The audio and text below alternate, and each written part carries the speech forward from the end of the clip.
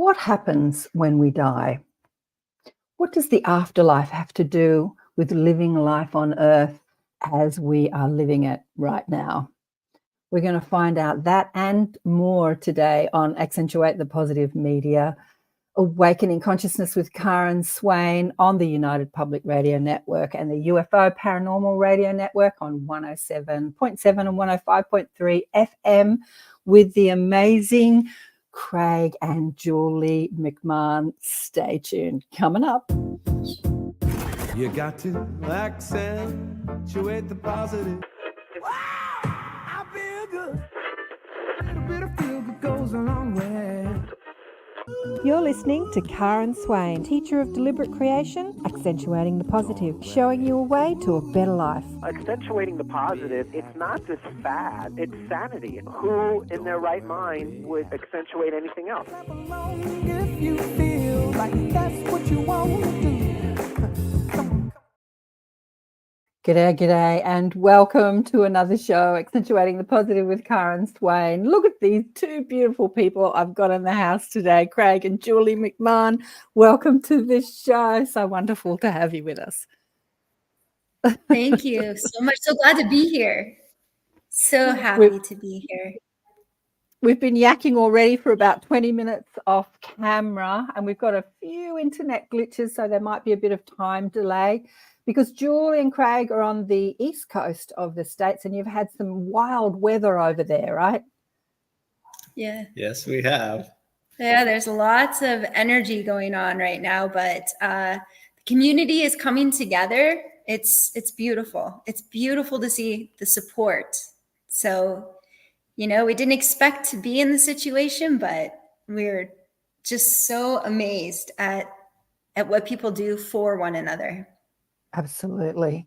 A couple of years ago, we had massive floods here in Australia as well, and whole towns were wiped out up north in Queensland. And I've got a lot of friends in that community up there. And I said, tell me what's been happening. And they said, well, apart from everything, the community coming together to help each other, like the way people came together to help each other was just so beautiful. Yeah. Well, who have we got? Pocknell. Morning, Karen. Morning, darling one. Michelle, hello. Hi, everyone. Michelle saying hi. We've got a few peeps tuning in already. Great to see you all online. Let me tell you a little bit about Julie and Craig. I mean, these two, they've actually been on the show very briefly before when I had Paul King on the show talking about the Afterlife convention that is coming up in, just realised I haven't got my thing plugged in. I'll still talk. Coming up in June next year, and hopefully Julie and Craig will come down and say hi to us. Maybe you'll speak at the convention. Who knows? We'll have to get that organised. But they have extensive work. Let me just read their bios. Craig McMahon created the television series Life to Afterlife, which embodies research and interviews exploring the afterlife and its relationship to life's purpose. His content also includes positive, uplifting spiritual motion pictures, which are amazing. I've been geeking out on the content all weekend, actually. And Julie is a Reiki master, a divine soul who works with the Council of Light, assisting connections to the spirit world, helping restore harmony, balance and alignment to the world.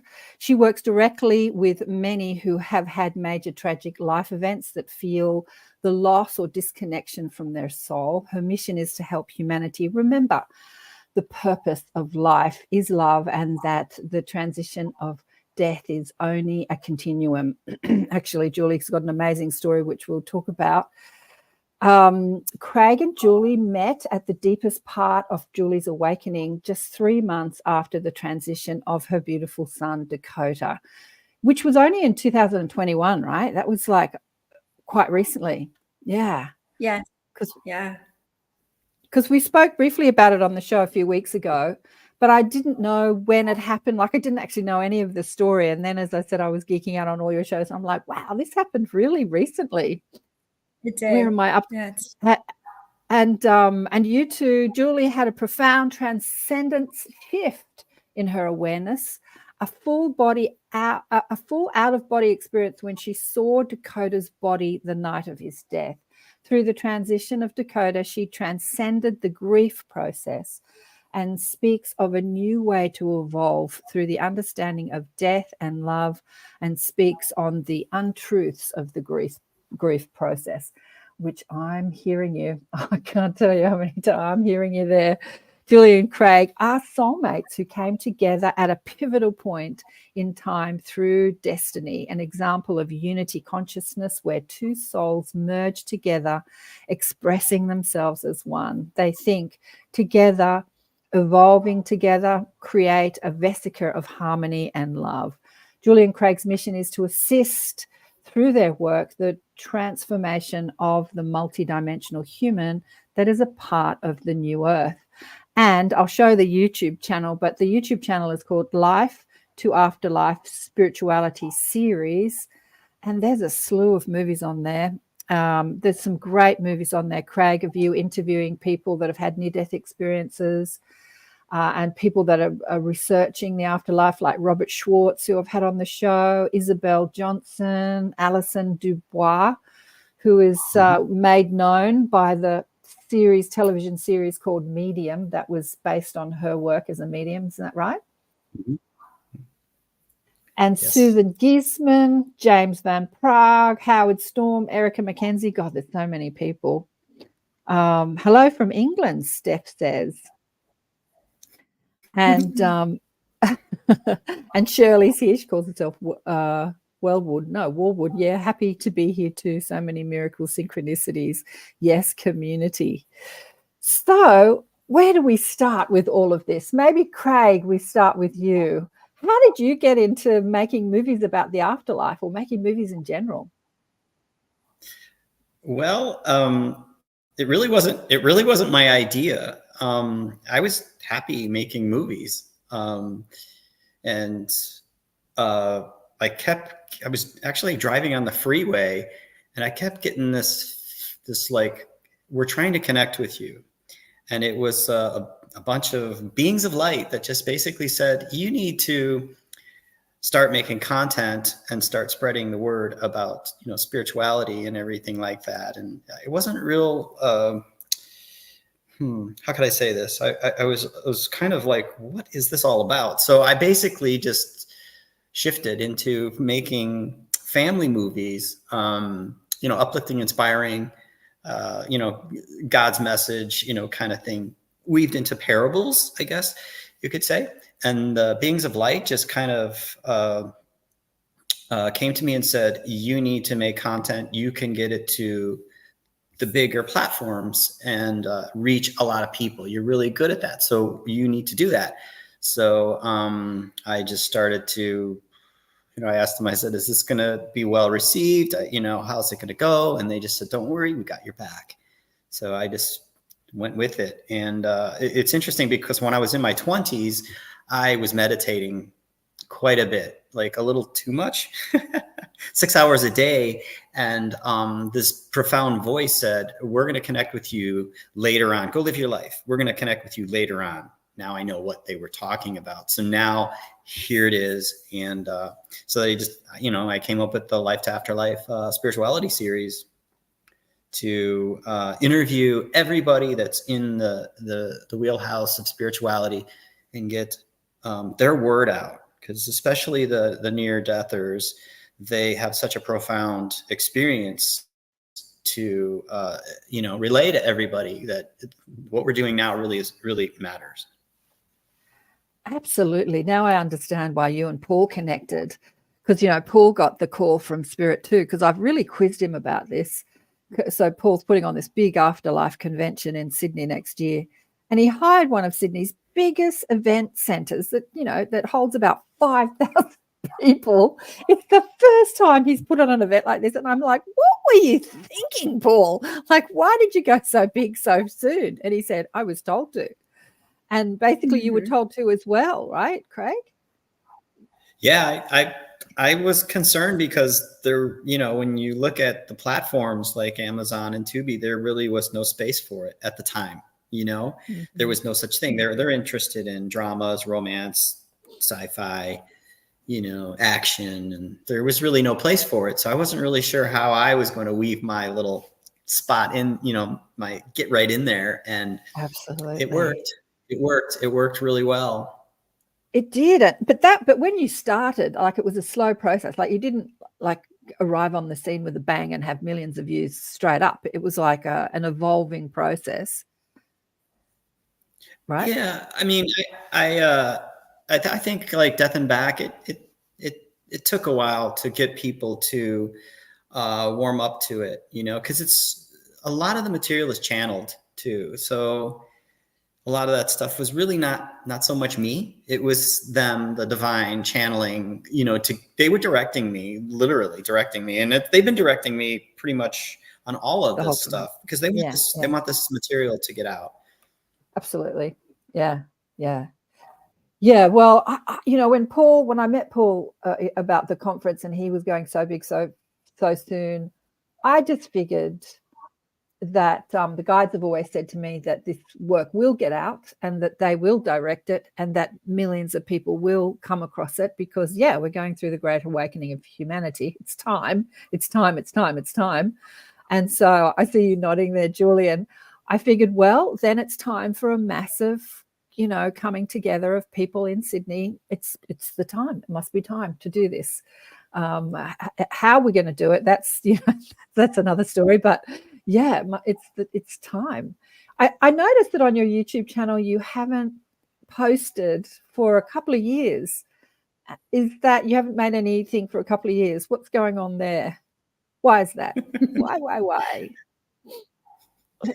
Well, we were living in Arizona, and we were working on content, and then we decided to move to North Carolina into the mountains, and we built 2 off-grid homes, and so that's what we've been really busy just working on, getting these 2 homes put together. So it's been really difficult to do any content, Yeah, we came out here and immersed for 2 years in nature. So as the lighthouse, we came out here and we physically built homes and gardens and spent time with these waterfalls. And so we took time to just connect. And we're about to emerge back out. The project's complete that we came here to do. And, we had this storm of the century come through, and what we build is completely sustainable. It has its own electric and its own water. And so again, the divine kind of gave us this opportunity to go up in the mountain, and we kind of conquered a lot of physicality, a lot of the physical realm by building these houses ourselves and with others, of course. And then the storm came through and kind of showed us the whole picture as to what we've been doing the last 2 years. So we have a lot of immersion that's come through what we've been doing. I know the public doesn't know about it yet, but there is a lot that's going to emerge from these 2 years that we've been up in the mountain. Because I know the last video that you've put out on the YouTube channel is Life to Afterlife, Living Free, which is actually the story of how you 2 came together and built the house and then moved to where you are now. I thought that was fabulous. I posted it all over Facebook. I thought that was wonderful. But I was reading the comments and somebody said, why haven't you posted more videos? And I'm like, oh yeah, they haven't posted more videos in a while.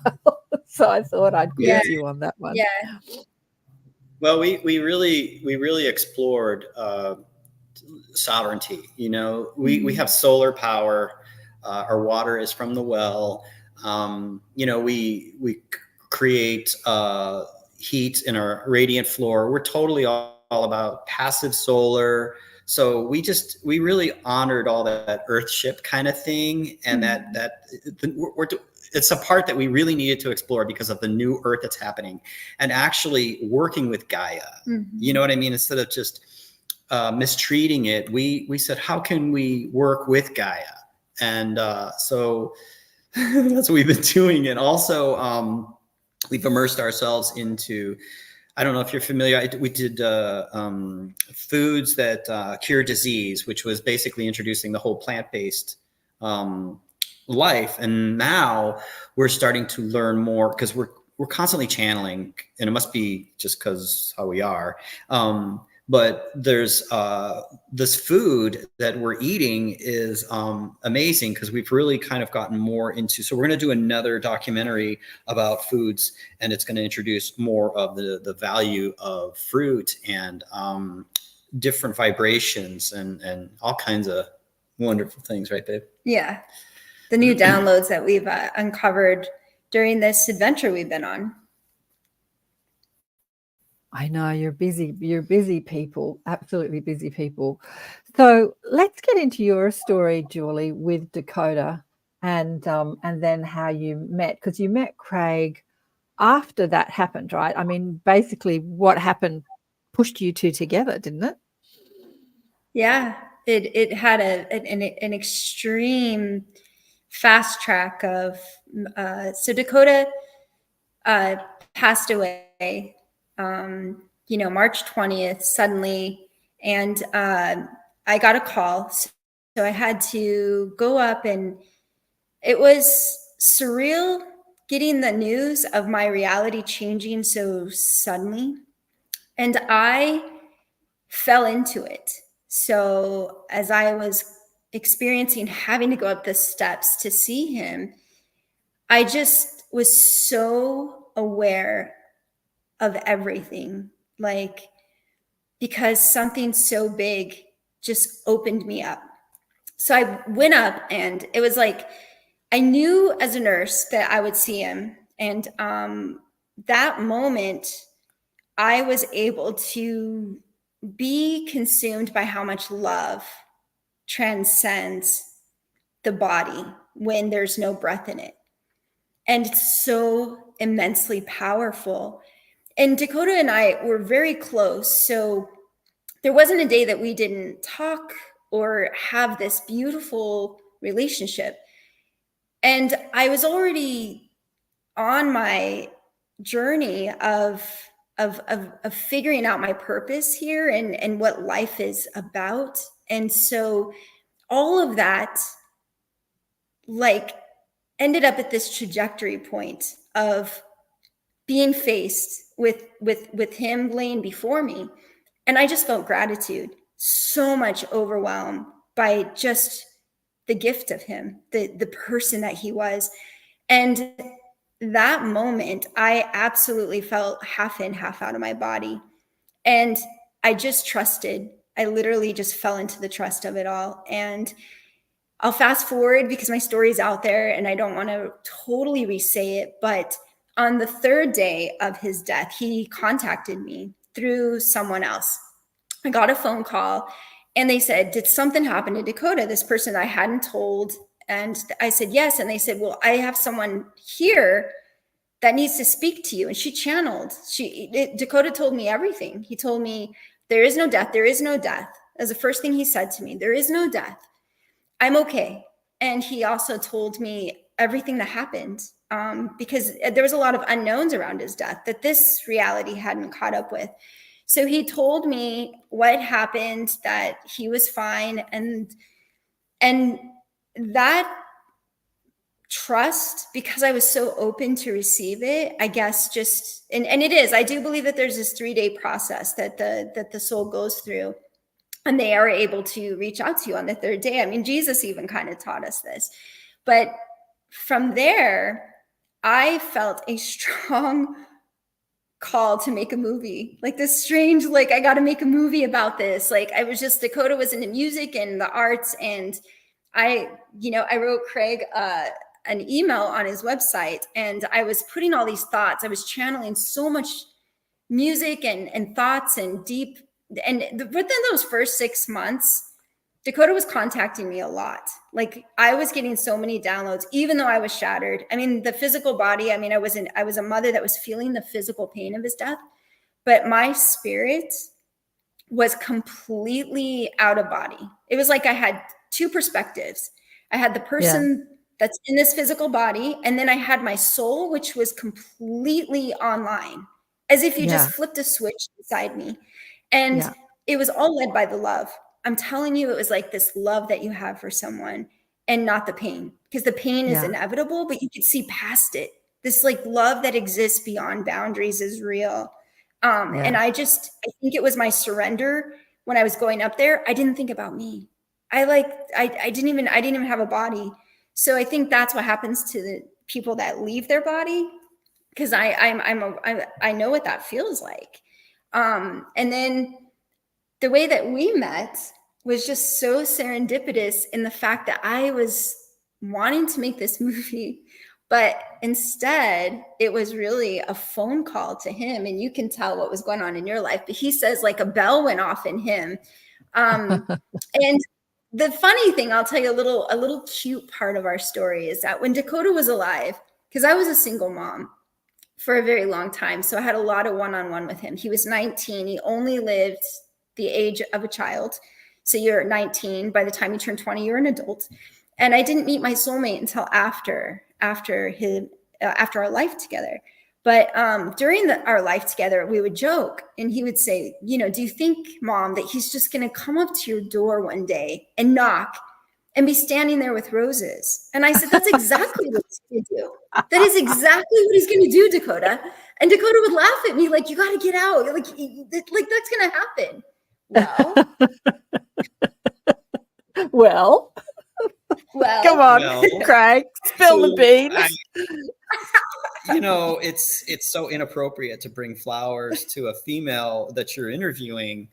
It's just, you're breaking a barrier there. And I was driving, you know, because I was in Phoenix, I was driving down to Tucson. And as I came into Tucson, I'm like, I'm hearing this voice, you know, just saying, get some flowers.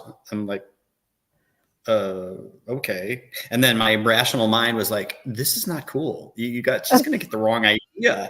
You don't do that, you know? And I really had no choice. I had no choice at all. So Dakota was, you know, at the time I didn't know who it was. I just knew that it was like, this is important. Just do it. She'll understand it and you'll get the story later. I had no idea.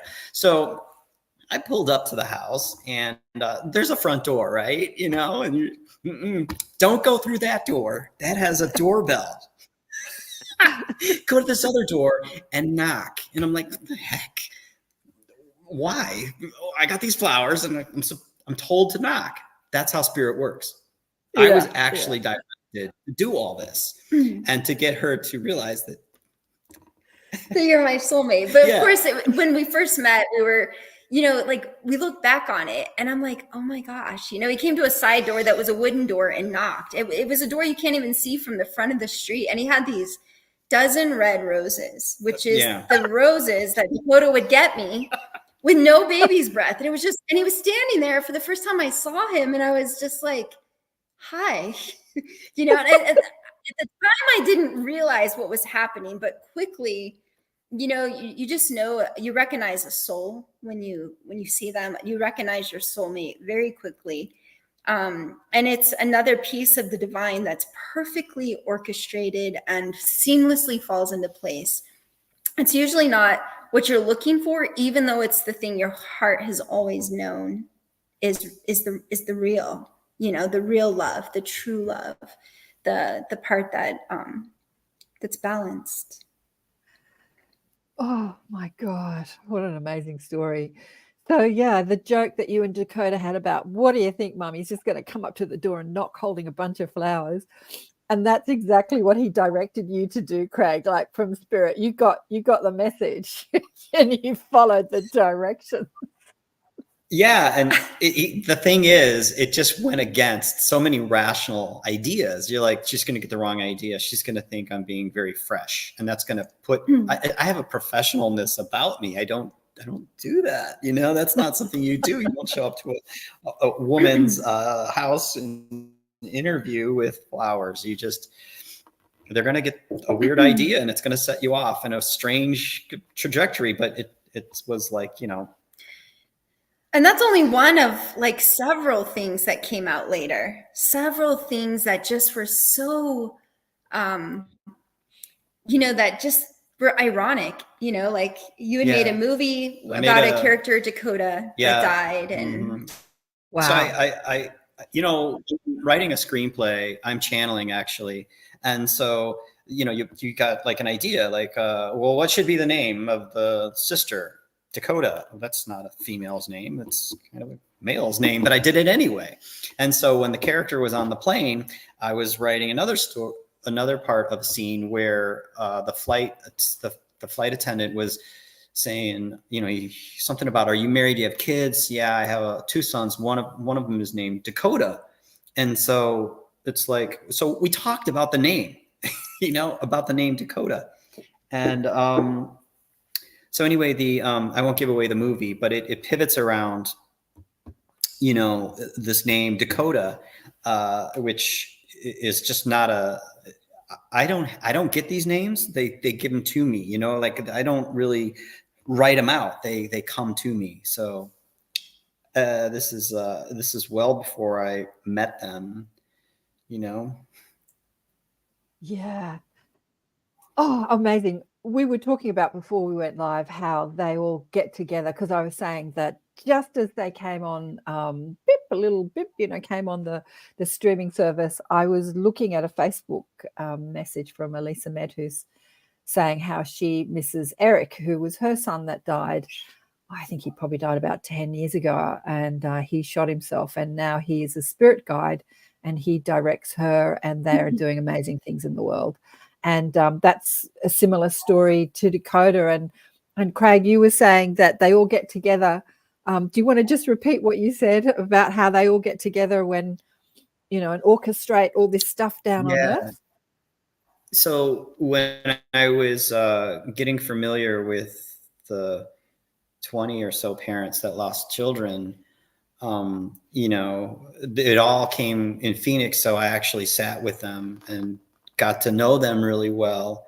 And the kids kind of started to hang around with me, and I'm totally cool with that. I'm very comfortable with spirit around. So I gave them freedom to play and do whatever, change my screensaver without asking me on my telephone, all kinds of funny things that they would do. And they started to communicate with me off on my own time, because they would, like hang around with me, and you're going to be interviewing my mom and dad, and, I want to get to know you, and, and they see, Helping Parents Heal is a world organization where parents all kind of get together that have lost children. And so they're a community, and they all think like a unit, like one. And so the children actually started to communicate with me and said, there's the exact same thing in the afterworld, where all these kids are working together, because there's the other side of it, which is, let's say a newly departed transitions into that area. And if they're linked any with Helping Parents Heal, they automatically are linked into, hey, just want to let you know that we're the Helping Parents kids up in the afterlife, helping our parents, your parents, what you're going through. And they would teach them all kinds of things and help them, guide them along. They're all like super guides. It just kind of blew me away at the way that, so I relayed that to the parents, and they're like, yeah, we know. Gosh, so you guys are all aware of this. So why don't you guys talk about it? Because it was so beautiful that all these parents would get together, and it's such an interesting, they invited me to several of their, events, like dinners and stuff like that. And I was just, it was so beautiful, because they were genuinely listening to each other. I mean, it was just, they were so angelic, these parents. So they got this like, I don't know, this ascension pass. I don't know how it just happened. So when you go to an event and you talk to them, they're not talking about materialism. They're not talking about that. They're actually listening to each other. And they were all somewhat happy and cheerful and very positive and supportive. And so I think we briefly went into it in the documentary, Mom, Can You Hear Me Now? And that was another thing too, like the title. I didn't really pick that title, the kids. I actually got an actual message. It was an EVP with a parent of the documentary, and the child said, "Mom, can you hear me now?" And I was like, there's the title, helping parents. It was Life to Afterlife. Mom, can you hear me now? So that's how I started to just roll. Let it channel itself, and it's been fantastic.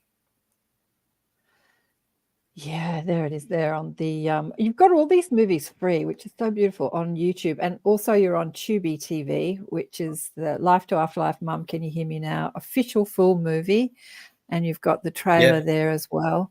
Yeah, it's so beautiful that you're putting it all out. We even have the Spanish.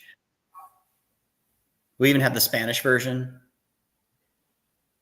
Can you hear me? Beautiful. Yep. Great. Tech issues. Yeah, we were talking about the tech before, and how Spirit has an amazing ability to manipulate tech, because Craig had a show called Spirit Box, right, where Spirit would do EVPs on some sort of radio. I really don't know what was going on there, but they were basically manipulating electricity to talk so that we could physically hear them. But just before they came on the show, I was saying that I had Judith Collins on the show last week, who reads auras, and she said because she reads auras, she can see that who's lying. And I said, well, I'm lying now because I'm using this AI tech to make myself look younger. And that's a lie, because I don't really look as young. When you meet me in person. And then this morning, there's a button on the StreamYard that says, touch up your appearance. It would not work. And Craig and Julie said, we set the intention for complete authenticity and truth before we came on. And so the touch up my appearance button didn't work. I thought that was hilarious. But do you want to talk about the Spirit Box? What's all that's all about? How does that work? How does Spirit use electricity to communicate so that we can verbally hear them? So it's not really any new technology. Nikola Tesla was working on it over 100 years ago, and he kind of shelved it because he didn't think that at the time that people would really be receptive to it, because it was really strange to hear disembodied voices with actual, an intelligence. So I was just going about my content, making whatever, and I don't really know much about Charlie Chaplin. Forgive me, Charlie. I didn't really watch your movies, but he just started to hang around. And I think it might have been because he also made movies, acted in them, yada, yada, yada. And he said, we would like you to get, this, EVP type, stuff where we can get voices coming through. So, of course, Nikola Tesla started to communicate with me, and Albert Einstein. And so, of course, I was like, well, this could be really weird because I don't know anything about all this stuff, and it could be attracting a lot of, I have no idea. And they all reassured me that it will be fine. And so Archangel Michael stepped in, and, he became the bouncer. And so I was okay. I felt good about it. And it basically is just letting Spirit manipulate babble. So it's inaudible audio. And they rearrange all the, from digital to analog, back and forth. And they are able to manipulate it to, I can ask a question, I play the babble, and they rearrange it so it's actually makes sense. So I was like, okay, this is cool. So I just went ahead and started doing interviews with people in the afterlife. It could be anyone from Marilyn Monroe to Buddha to Michael Jackson to, Princess Diana, and who was, I can't even remember. It's been so long ago. But yeah, they just basically spoke from the other side and tried to reassure everybody that like Robin Williams, the first thing he said, Craig, there is no death. Yeah. It's so Yeah. funny, and I'm human. So I'm trying to ask these questions like a human. And they're, like I asked Jesus, I said, what would you like me to refer to you as? Because there's Jesua, there's all these different names. And he goes, what's in a name? Kind of thing. And so they're just so funny. Like, why are you focused on a name? Get with it, kind of thing. So it's just, I think there's two documentaries. I think they're on Tubi. Yeah, I was looking for them on on YouTube, and I couldn't find them. The Spirit Box, because I know I've seen it. I've seen you do it on, and I'm sure it was on. So we took them down from YouTube. Oh, you took them down. I gotcha. Yeah, we're gearing up for some new stuff. That's Yeah. So that was a while ago that you did Spirit Box. Mm-hmm. Yeah. Yeah. I didn't want to get into too much paranormal. You know what I mean? I didn't want to get too deep into paranormal, and it kind of had that audience a little bit. So. Okay.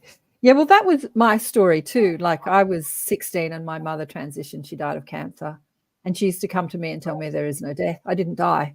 But to the 16-year-old me, 16, 17, 18, 19, I don't know, she used to come repeatedly in dreams and tell me she wasn't dead. I didn't know what the hell she was talking about. So I had to find out. And that's something that, everyone that you've spoken to, Craig, and something that Dakota said when you first, Julie, had that really amazing conversation with him after he's dead. There is no death. I didn't die. Tell us what else he said about dying and the afterlife and what happens. What Dakota has shared with me? Yeah. So Dakota has shared that, that everything is correlated. It's one of the things that he likes to use words that I think I know, but there's a bigger context to them. And I think that's the thing that we always need to remind ourselves, is that don't play so small, because everything has a small and a larger meaning. So everything is correlated. So the minute that you have a desire, it's another word he uses, like a desire, which to me, I translate that to a wellspring in the heart. Something comes up in you. It is automatically going. It's traveling. It's connecting to something else. So everything is correlated. Everything is connected. When they're in their soul, he says it's really easy to speak through what he refers to as the God stream. And the God stream is the clouds, the birds, the leaves, the wind, music. So anything that is easily received is that's why it's very popular to get signs of a rock or a cloud in a certain shape or a rainbow. And when you speak the phenomenal language, you can get really, your soul actually starts to come forward, and you start forgetting that you're in just this body, which is basically a computer to interpret experience. So he's really taught me the language of the soul. And I just think that we're living in a time where everybody has this gift. You don't necessarily have to go through tragedy to receive it. I think that we're all becoming more multidimensional, which is helping thin the veil to understanding that thing that you just said, that there is no death. So the more that we do that, we're going to continue to close the gap on the need to keep birth and re-death going, or birth and death going. And we'll get more closer to that everlasting life that the gurus talk about, that eternal aspect to us. So he, through our love and the bonds that we built in this lifetime, those are what we call our soul family on the other side. So the stronger the bonds, the more intact, the more that you collaborate together, the more you join together, the more and that's what love is here. It's all relationship in this planet. This world was created for us to experience relationship and love in action. So the more compassion you are, the more that you relate to others, the more you can experience God. And these are just a few things that he has grown my heart to understand on a whole bigger level. than what I thought I knew before when he was here. So I always like to joke that people, their kids are going to college. Well, my kid's fast tracking me to ascension, you know? Yeah, So, you know, he's not absolutely. getting that college degree, but he's given me a wonderful gift. And I wish he was here, but he is here. He's just teaching me to be bigger than my little self, Yeah, which would have been just his absolutely. mother. Yeah, You've got 2 sons, haven't you? You've got another son? I do. Yeah. And now And what we have a, go ahead. Go ahead. I was just gonna say, what's his Tristan. name? Your other Tristan, is it? Yeah. So Tristan, and he just had a baby. So Oh, I have a wow. grandson now. We have a So grandson, yeah, and a is granddaughter. Tristan older or younger than Dakota is? Older. He's the He older was older. brother. And Yeah. how did he, because I mean, we talk about in the bio, you said, transcending grief. And you said that you were still in pain, but also there was you could move through the pain really easily by just connecting to the love from the other side that was coming at you, and thick and strong, and that was like melting your pain. What about Tristan? Was he doing the same thing? Did he go on that journey with you, or was he in the grief process? How did all that work? Well, he was in the grief process. And so he was, as an older brother, was having the typical kind of guilt. My baby brother passed. The way that Dakota passed was very, he was articulating the fundamentals of it, which is what most people do in the grief process. But what's interesting is that while Tristan was having a typical grief experience, I was not. So as he's living that experience, he's watching me and learning through me, because he was relying on me as a single parent. The 2 boys and I, we were one unit before Dakota's transition.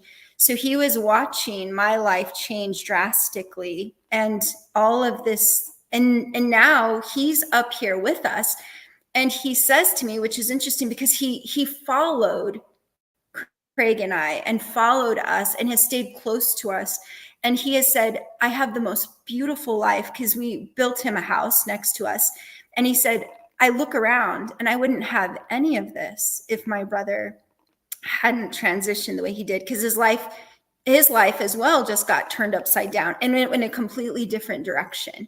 And that's one thing that I encourage people: when you have someone extremely close to you transition like that, any loved one, follow those impulses to go in that new direction, because it blends that purpose of it all into the transformation that's supposed to come from the growth inside the pain. Pain can be experienced differently. So pain is pain, but there is something inside it. It leads you somewhere. Absolutely. Yeah. There's a message, there's guidance, there's ultimately there's love inside of it. Grief, I completely agree with you about grief, and lots of people argue with me about this. It's like, no, you have to go through that grief process. It's natural, it's normal, it's just the way it's got to be. But when you transcend your identity of who you are as the mother or the sister or the lover or the relationship you had with the person who has transitioned, and you return to your true identity as an extension of source, grief doesn't exist anymore. Like, grief doesn't exist anymore, but it's in that identity. I watch Elisa do this with channeling Eric. Eric's been gone for over 10 years, and she speaks to him on a daily basis through mediums and through herself. But when she goes into the identity of the mother, I'm his mother and he died, then she's in suffering. But when she's doing her work in the world, presenting messages from spirit, and like you, Craig, they interview people in the afterlife, like Prince and celebrities and people that have died. Usually they jump on it straight away. Someone dies, some sort of well-known person, and she's interviewing them in the afterlife, about a week or 2 after they've transitioned. It's fantastic. It's hilarious. But so when she's in that role of the job, like bringing this wisdom and to humanity, she's not in grief at all, and she's connected to her son in the afterlife. Yeah. So it's in that identity, like, who are you? Who are you identifying with? And that that formulates the grief or not.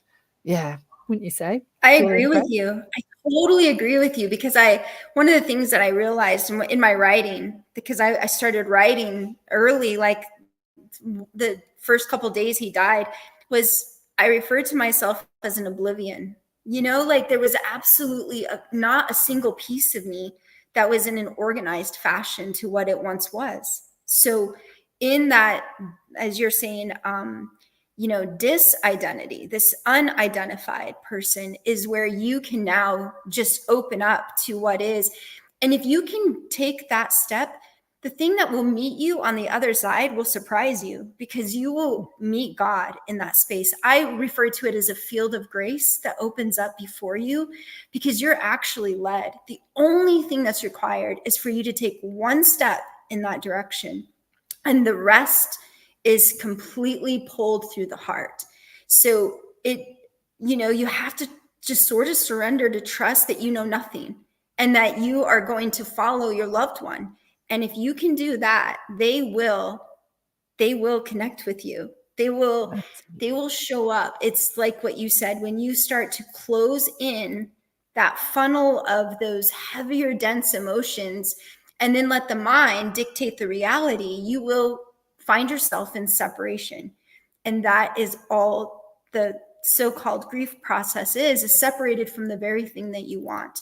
So you don't have to experience depression. You don't have to go through these stages. I absolutely, from my experience, and I'm only speaking from my own, and Craig interviewed a lot of people that have had some experiences. And I think the more that we start talking about it's okay, it doesn't mean you love them any less because you're not in a bed, not getting out for weeks and years on end. It actually means that you're following them through the death process. And it opens up the phenomenal plane. It opens up the keys to the kingdom of heaven. It opens up the afterlife. If you just are willing to trust that they will lead you, they'll be there. They're going to be there, because on the other side, there is just more immense love. I mean, if you've ever been in love here with a son, a daughter, or a soulmate, or a cat, imagine that a billion times more. I mean, it's just infinite. Infinite love is real. It's we get such a small purity dose of it here. Yeah, absolutely. Yeah. Well, we are on the United Public Radio Network and the UFO Paranormal Radio Network. So on 107.7 and 105.3 FM syndicated radio, streaming across America and Canada, and also on several internet platforms like YouTube, Rumble, Facebook, and Twitch today. But we have a lot of conversations on the show about, extraterrestrial beings, Star Nation people, highly evolved civilizations. And the one thing that they do know is this understanding of there is no death is part of their understanding. It's normal, right? It's normal. So there's been many conversations I've had with people where, like one of them was Susie Hansen, where she's up on a ship. She's a child. She's up on a ship and she's introduced to an energy orb. And the Greys have said to her, this will be your soul when you grow up and have a child. Get to know him, meet him, play with him. And so she's chasing this energy orb around the ship, this soul. And so there is an understanding that there is no death. There is just inserting an aspect of yourself into a life, either here on Earth or on another planet. It's a completely different understanding. What do you guys want to say about that? And hi to everyone that's listening. There's a couple of Dianes online, that Diane Orr and Diane Weatherall, loving the conversation. What do you want to say about our galactic brothers and sisters and their understanding of death or no death? Well, I spent a lot of time with the Arcturians, and I didn't really know much about them because there's all these different Palladian. The Arcturians are very matter of fact and spiritual masters. They guide us if you're receptive to them. They can help us understand what we're going through, because they had already gone through it in their planetary scenarios. Evolution. Mm-hmm. Yeah, their evolution. And we also started to get introduced to the Lemurians and all of the different aliens, you know. But they basically just are trying to help Earth with this new shift that's happening. There's so much that's what was really nice. And I do have one video of the Arcturians. What was it? They were explaining that to not freak out, that this is a natural progression. The light will win. There'll be some density that you'll have to, endure and see. So that's where we started to talk about, being lighthouses and, emitting love and reassurance and not being any way wavered by any type of, things that are happening to this physical world. But Earth is shaking, it's expressing out its density, and so is the shift prior to this fifth dimensional shift that we're all going through. They're reassuring us that it's going to be okay. The light will win, and if there's a spiritual battle, I think there's kind of a the dark and the light tend to battle a little bit, but the light will win, and they reassure us that it will. Just got to stay on your path and not be wavered in any way.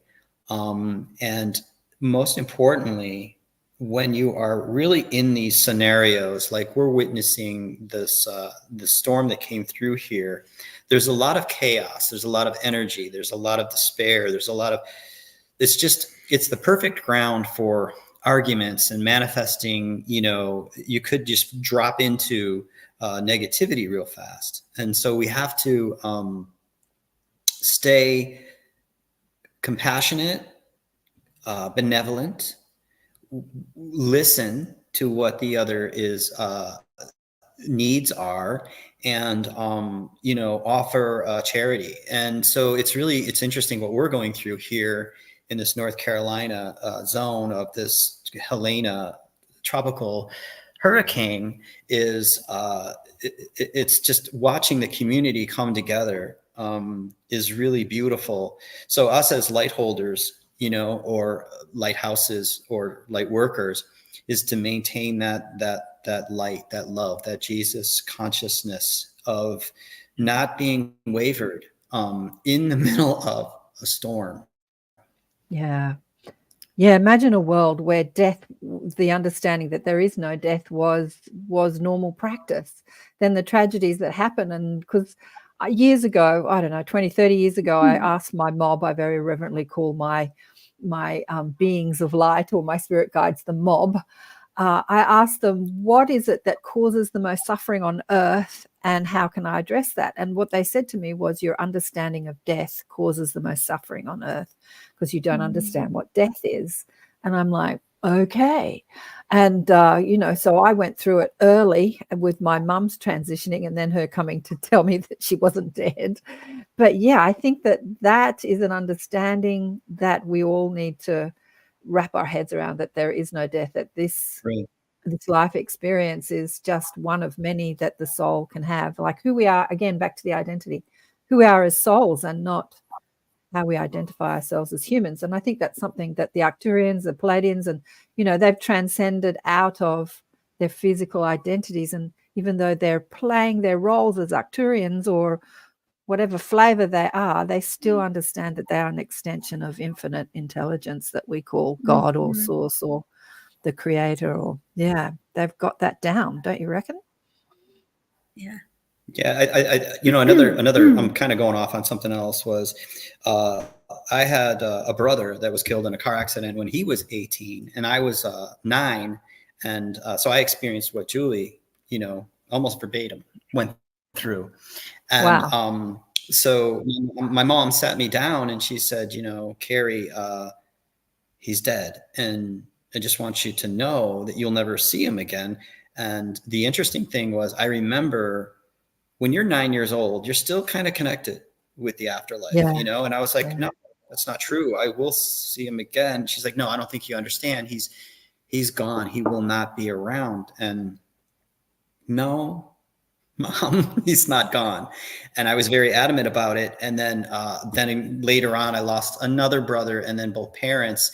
And so my mom and I, from the age 9, just started a spiritual dialogue, a 9-year-old kid and a mom that had lost her 18-year-old son. So we just had this conversation, and my mother was heavily into the Rosicrucians. And so that was really interesting to me because, they called it the occult back then.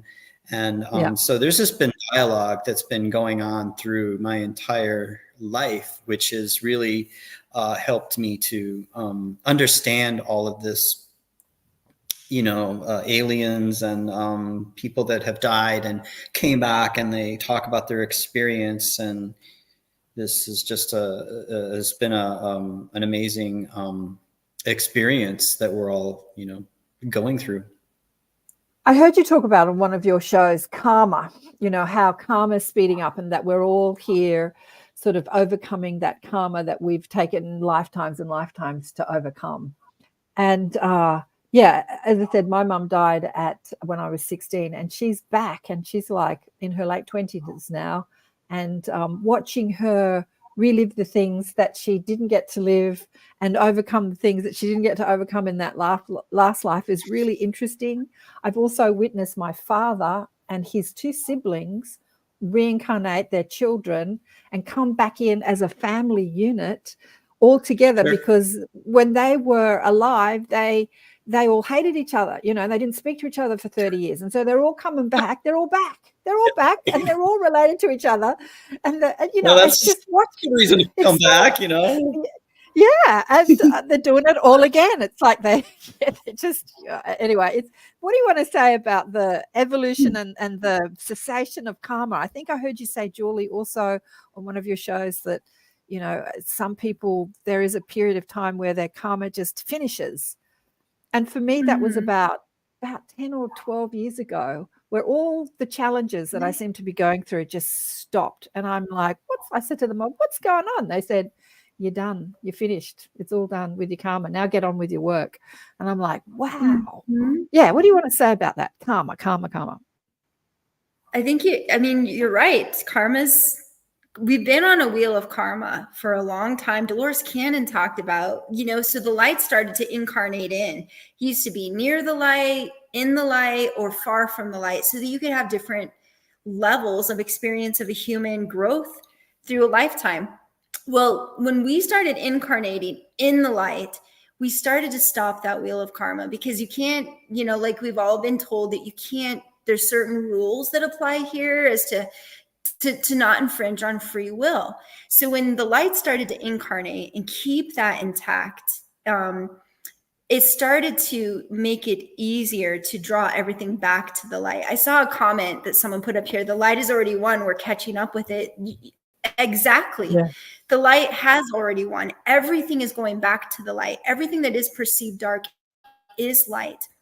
And so it is all going back, the Kali Yuga is coming to a tipping point, but it's going to all return to the light. It's just that some parts have been so distorted that it cannot harmonize or recognize the frequency of light within itself. So our job is to harmonize at that light, so that we can draw everybody out of the wheel of karma and let them remember that we incarnated to come here to experience the physical plane of existence through that heavenly kingdom experience that the beautiful waterfalls and the birds have and the love relationships, and to grow consciously with each other, not in opposition through duality.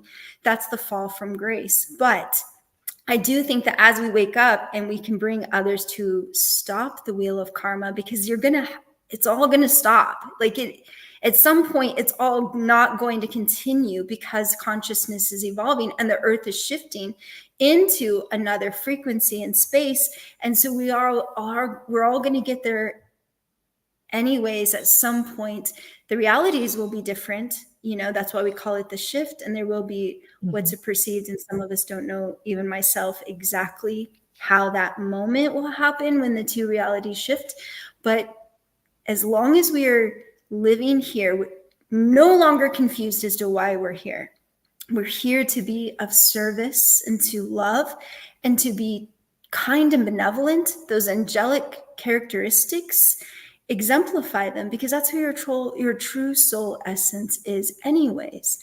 So the more that you can just start the process, just start practicing kindness, start to be charitable, start to be generous, start to look at things not in opposition of, do I like this or do I like that, but can I be grateful for what I have? Can I surrender instead of argue? Can I love more in partnership? Now you're just starting to be more of who you truly are. And that is, we're all radiators of light. We're all solar panels. We're all come from the sun. So some of us have woken up to, we're no longer on the wheel of karma, and it does stop. Craig and I have said the exact same thing that you did, is this is no longer karma. This is charity. That's the other word that we've been using. Charity is one of the good virtues, but now it's just charity. How beautiful to not even bring up the word karma, but to start speaking the fifth dimensional love language, that what we are doing is charity towards one another. Yeah, absolutely. It's so interesting when you're constantly overcoming obstacles and challenges, and then all of a sudden all that stops. Like the overcoming, the striving stops, and the creation starts. It's like you start attracting rather than overcoming. It's such a different experience on planet Earth when that happens. But yeah, you do that by raising your vibe, like you say. You forgive everybody that you've had problems with. You clean up all the messes. Yeah, let go of all the hatred and resentment and judgment, and your life just changes. That just melts all that karma, right? Craig? Yeah, and I think there's also an important thing which Julie and I were working on, is the Akashic record, or the life review. It's not necessarily just for when you transition. Oh, there comes the life review. You go through the tunnel. So our beings of light just told us, you can actually rewrite your life review. You can start to change the Akashic record. So do it now.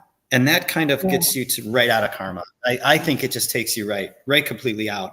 And you kind of start to go, oh, I'm triggered by something I said when I was 14. I said something very mean. And just like Dolores Cannon said, she said, just go inside and talk to that person and say, I'm really sorry. I did not mean it. And clean up all that stuff. Just clean it all up. And now you are becoming karma free. And you are clearing up your Akashic record, your life review, whatever you feel comfortable calling it. You're beginning to, actually write your life review in stream. And it's like, I had no idea. We had no idea that we could actually do that. So when, you look at the people that have died and came back, the first thing they were brought to is their life review.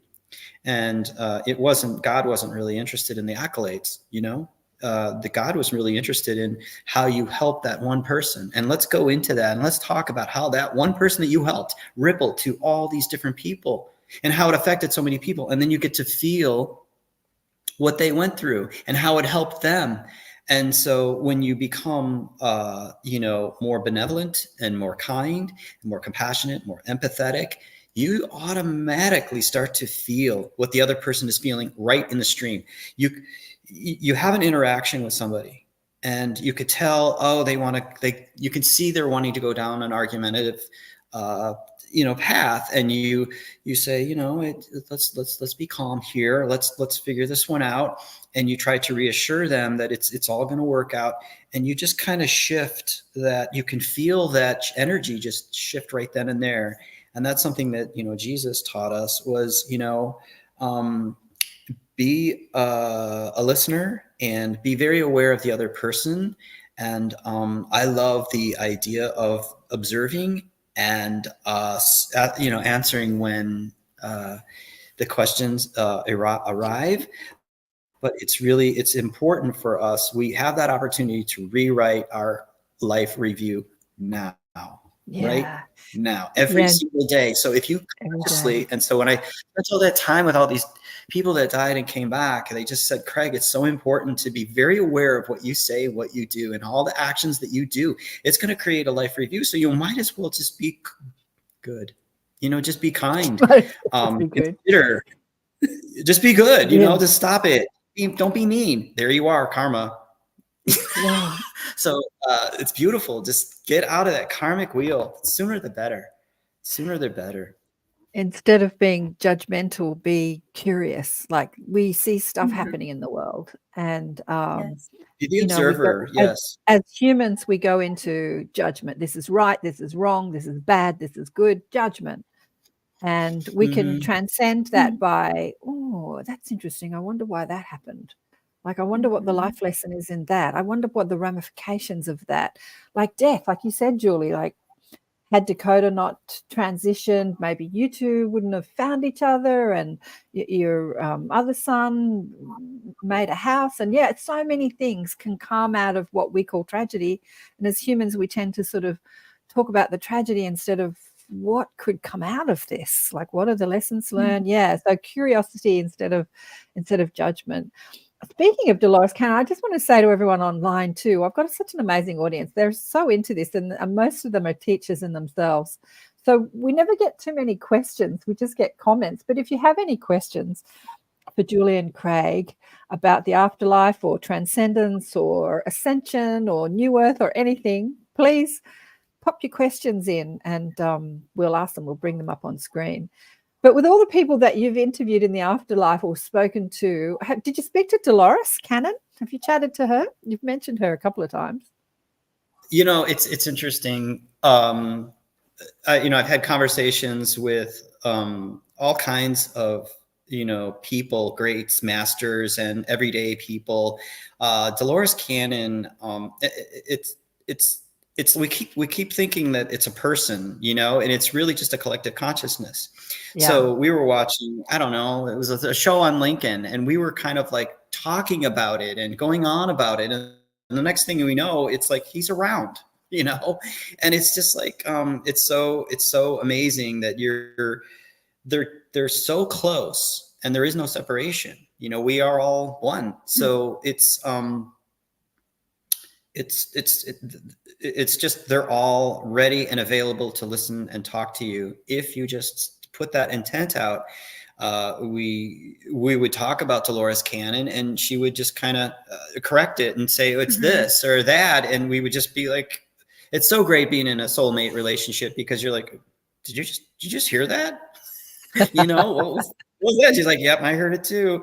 And so, because all this stuff is just it's all about one, and see, that's the other thing too. We I kind of explored the whole life plan thing and the whole duality and learning through separation and all this stuff. And and Buddha comes along and says to me that what did he say? You could learn through love. You don't have to learn through pain and suffering. Why? You could learn through love, and it's so true. You don't necessarily have to learn through pain and suffering anymore. When we're getting back into how we ascend here, and we're moving into the fifth dimension, the multidimensional human being, and that three-dimensional way of learning that's then. This is now. Yeah, I love that you say that, because I heard you say on one of your shows that everyone has to go through a darken, but not necessarily. I've actually met many people who have spiritual awakening without going through any trauma. Actually, much of the younger generation, they're just into it. You know, the internet's out there, there's shows out there. They just come across a show, they're like, wow, that's really fascinating. I need to know more about that. And they're just like, their curiosity takes them down the rabbit hole instead of the tragedy taking them there. You know, like a lot of people like helping parents heal. That would be, and the book Awakened by Death is all about that. It's like the death experience is the doorway into your ascension process or your spiritual awakening, but it doesn't have to be. It doesn't have to be. You can just awaken through curiosity. Yeah. Or come in awakened, like many of the kids, and teach your parents, like some of the kids. You know, many of the people on the show, one in particular, talk about how there is great cataclysm going to happen on planet Earth, and Earth's going to reset, and there's going to be like everyone's going to die, and then it's going to reset. What do your beings of light say about Earth's future and how we are moving to the next stage of evolutionary process? Do they say that we have to go through a big cataclysm, or is it going to be a smooth process? Like what have they said to you about all of this? Well, so you can feel that there's something happening, and you know that the momentum is growing. So I think it's so human of us. Sometimes we say this, we got it from Cryon, but he says that's so human of you. I think the human part of us is kind of what gets people to shy away from the Bible, because there's some inspiration in there and it's divinely orchestrated, but then the human will add that control mechanism or that weave, that part that gets you to fall back into duality. So I think for the human part of us, we want to know, what is this thing that's going to happen and how is it going to happen? Well, you touched on it. Be curious, because we know that there's momentum and we feel it and we're part of it. I think it's fun to think of the 100 million ways that this could all take place, because the multidimensional reality, they're all correct. It could do anything that you could possibly conceive of. Absolutely. So I think that what it's going for is, if you can put the pieces together, that it is all light, that it's all going back to the light, and that it's all going in to a singularity point from which it all came, then you can understand that, like, I think I got this download, I shared it with Craig, and maybe it'll help people at this point of what I'm trying to explain is, like, there's a billion cells in your body, and yet there's one you acting and going for. So when we think of ourselves and we think of the collective and the world and the Gaia and everything that's accumulating up to this point, it's still going to be one transition that affects us all. And it's all going towards the light. So how that's going to play out is part of each individual reality doing its part of the collective whole body. So some of us will experience more states of bliss and comfort, while some of us could experience more tragedy and tyranny. But it doesn't necessarily, it's just so complicated to try to say what everybody's reality is going to play out. But everything is together. That's why we all feel connected in these podcasts and in this life that we're seeing, and the way that we're growing food, the way that we're experiencing the taste of certain fruits, and the way that we're seeing the colors, and the way that we're watching the grandchildren come in and how wise they are as an infant, and how people are changing around us. So if we can hold that collective, we are creating new Earth. So, and if there is an alien ship to go by and rescue us because it's getting all crazy, we're all going to be on it, because I'm not throwing out any of the good. I always joke around that. Like, I'm getting on it. Yeah. Okay. We're going to go.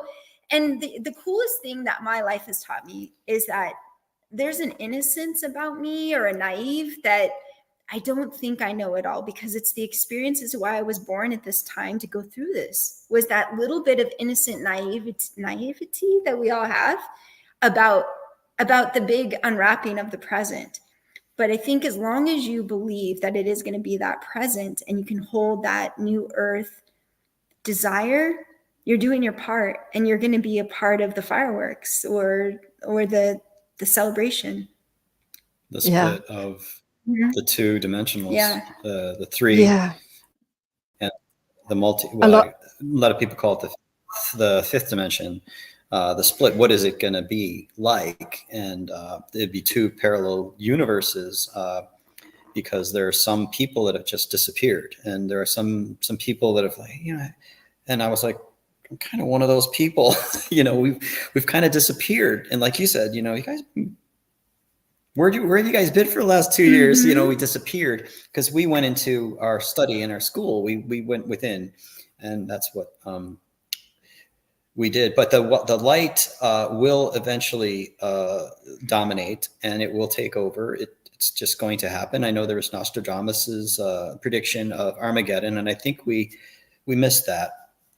And I'm so happy that we did, because it could have went really weird here. And I know it seems like everything's pointing towards, you know, World War III and all this division and stuff like that. But it's going to, like Julie said, it's going to go back to light, and that's why our jobs as spiritual people, we need to hold that light, because, you know, it's kind of like, if you are a light in a room and darkness comes in, you won't see it. It doesn't exist. It's that simple. And one person can actually change that room of 100 darknesses. It illuminates light. It's kind of like the tunnel that the Death and Backers were saying. Because I asked, I said, why is everybody saying there's this tunnel? And it's really, you're going to the light. You're just seeing that demarcation of darkness to light. You're in total blackness going towards the light. So it's really, you're going towards the light. It's really not so much of a tunnel. It's just, you see the walls, which is the demarcation between light and dark. So that's what we are, is just hold that light. It's so important for us all to, you know, do our job as stewards of this earth, but to maintain and hold our light, no matter what the person is that's trying to agitate you, to hold that light. Yeah. And not to worry about what's coming in the future. Stay in the now, stay in the light in the now. Look, they've been talking about a tsunami hitting the east coast of Australia for like 50 years, and people have moved to the mountains with their, you know, and stocked up on canned foods. It's been a long conversation. And I remember probably about 25 years ago, I went to an event. I was talking to Paul about it, actually. I'm trying to think of the biggest spiritual event that's ever happened in Sydney, because his will be there, the biggest spiritual event that's ever happened in Sydney of its kind. But yeah, it was an American event. It was brought out by Hay House, or even before Hay House.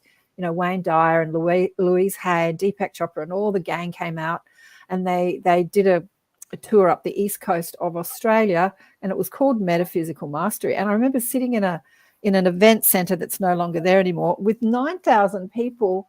And I thought, this is the tsunami that's hit the east coast of Australia.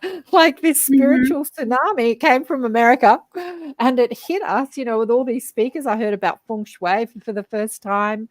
I had never heard about that. And I heard Wayne Dyer and Louise Hay and all these fabulous people speak. That was my tsunami. But yeah, people, you know, have still tell me, you know, move away from the coast, move away from the coast. And I'm like, if a wave's going to wipe out the coast of Australia, it's taken me with it, because I'm not going anywhere, you know, because I'm not afraid of death. When you get over the death fear, then you're not worried about a future, what will happen, what, you know, will it happen, won't it happen? It's just like you just live in the now. That's what the understanding of death, and that there is no death, is all about. You can just enjoy the now and not worry about the future. How cool is that? Exactly. It is, exactly. And you know, that the biggest thing that we weren't really sure what we were doing up here, building this physical manifestation that we've done. I mean, we kind of had a plan, but when the storm came and we weathered the storm with our creation, it taught us what we were doing up here these last 2 years, because the storm came and we weathered it in such a unique way with what we built. And it was our testament that now when we go into our next journey and our next phase, there's so much to share about that, because and it made sense, because that showed us what New Earth is going to be like. You create it, you form it, and you hold the frequency of it, and you will be, your experience of outside reality will be different than others. And so if that's what you have, and what everything that we've done, the Council of Light showed us the things that we did was done in good consciousness. And because of that, nature respected us. And I'm not saying, I'm not speaking anyone else's truth. Please do not think that we're not doing our charity and our part of our community, but our reality experience, because we infused every board. We wrote words in our foundation. We did it with each other. We built all of this in conscious awareness. And when the storm came and we were going through the storm, no wind, because we strategically left trees around the perimeter. We diverted water. So we respected, when we came onto this land, we had all these intentions. And when the storm went by, it was like nature honored and respected all of that consciousness into this creation. So that's what New Earth is built upon. And if we do that, whatever form of reality you find yourself, it's going to mirror that back to you in a catastrophic event, or in the big cataclysmic thing that happens. It's what Jesus said, you create that kingdom, and that kingdom will be recognized by all. You know, even Buddha, the snails crawled up on top of his head to keep his head warm, because they felt the love emulating from him. I mean, how beautiful of a story that the snails would do. They would give their life to give warmth to another creature that they recognized. That's the Buddhist teaching. So that immense compassion and creative manifestation is what we are capable of. We're capable of that. Yeah, beautiful. I know. Yeah, Susan says here, the more we heal, the less things like catastrophes resonate. Yeah, catastrophes happen. I had an angel channeler on the show last year talking about a lot of predictive stuff.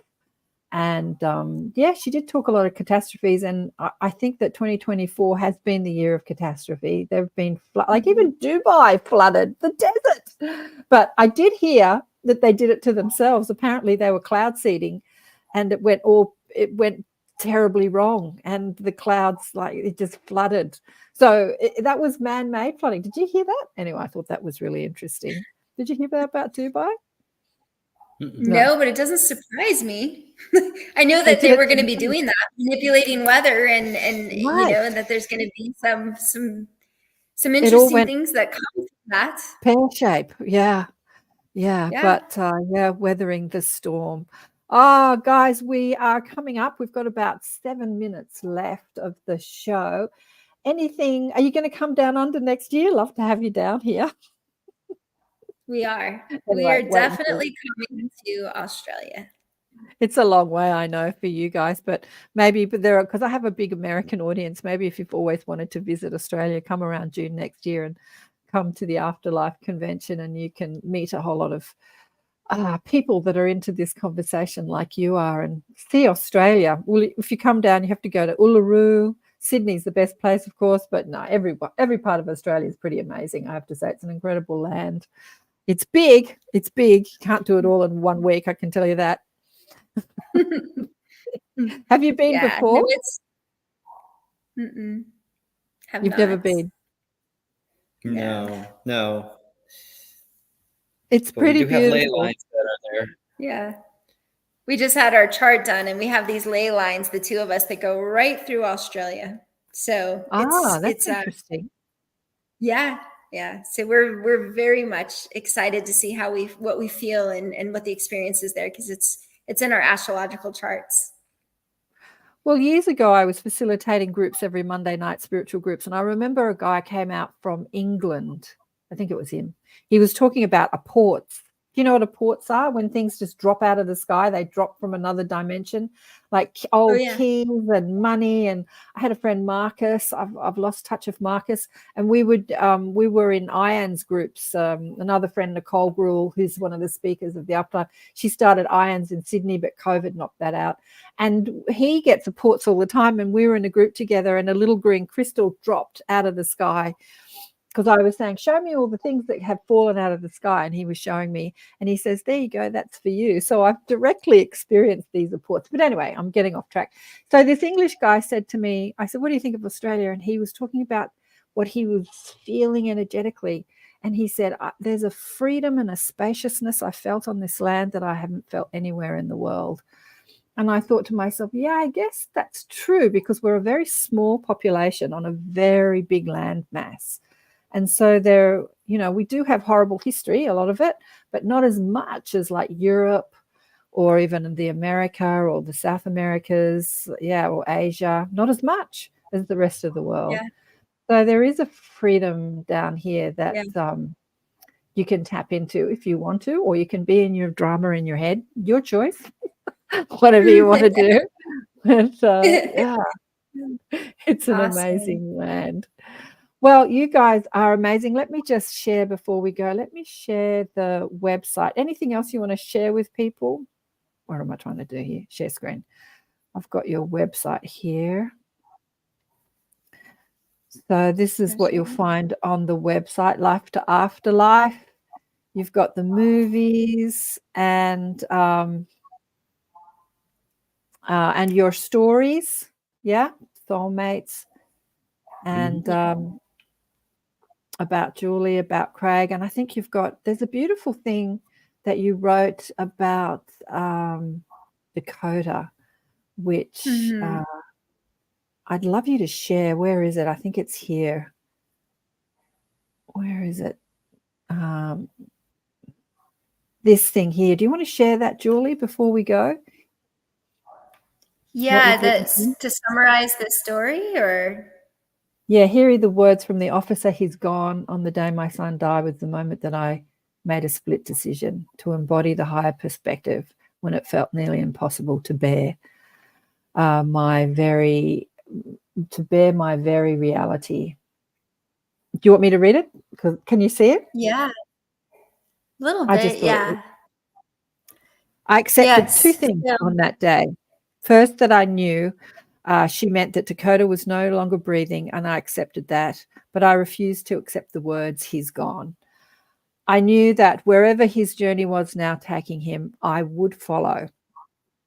I felt the power of my love for him extending past the very event of his death, and I allowed the purpose of it and faced it, that the most unimaginable thing was now my journey. I wanted to understand where he was continuing his journey, and that gave me my strength, where I discovered my purpose. I kept my heart open despite the pain, and the portal was shown to me, a portal that took me into a field. Oh, I can't get through this without crying, George. A field of grace where all knowing exists. It was there that I found not only my divinity, but Dakota's. This is our story. His transition became my transcendence. Dakota has shown me the staircase to the divine realms. No, I can't get through it. The way of the heart, the way of the heart and the truth. There is no separation. We are souls that came from pure love and light. And within you is the kingdom of unconditional love, from which you all are. You are never separated from. Oh, my God. I'm a mess. Anyway. That's on the website. So beautiful. Yeah. And you know what's interesting about that picture? If you scroll up, I did the exact opposite. If you scroll up to this picture there, I made me in my soul body and my hand on him, even though he's in his soul body. Yeah. That's a giant poster of him that I had made, and I took the picture and I made me absent over him. And I did that like in the second week that he passed. I gave the camera to We've run out of time, so we have to go. Big love to all of you. Thanks for everyone who's joining, and we will see you. Stay online. I want to chat to you after. We'll see you down under next year. Bye for now. Bye.